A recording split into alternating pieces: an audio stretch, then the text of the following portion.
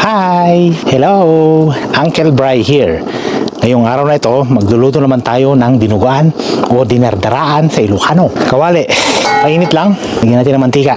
Gigisa tayo ng luya at bawang. Yun na lang apoy. Daling masunog yung ating bawang. Bawang kasama ang balat. Isa-isa lang natin. So brown na siya. Luya naman tayo.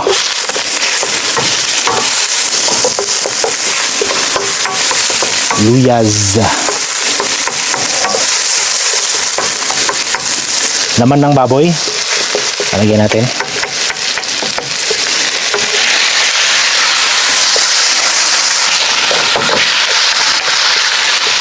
Gisa-gisa lang natin yan.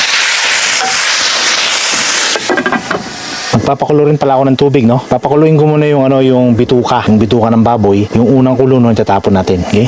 Ayan. Kulo lang natin. Maglalagay din tayo ng dahon, no? Laurel. Ayan.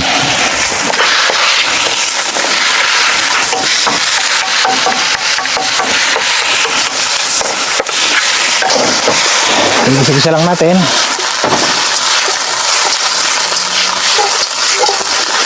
So, maglalagay din ako ng onion powder. Seasoned black ground pepper or ano siya, paminta na may halong kung ano-ano. Yan ang pinsan ni Mrs. Yan. Siyempre, hindi mawawala ang ating chili powder. Yan. Optional to kung ayaw nyo, ha. Yung mga hindi masyado mahilig sa manghang, pwedeng wala nyan.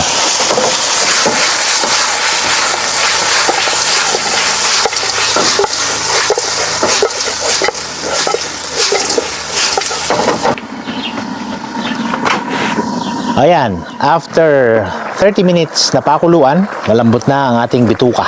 Ito yung ating dugo na may gata. Tapos may suka na rin to. Ilalagay natin dito. Ayan.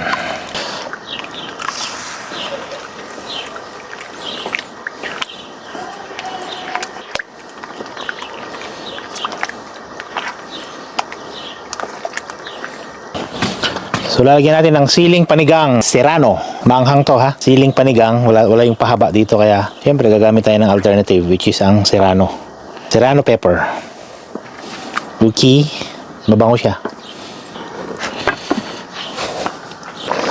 Walang ano dyan, walang people.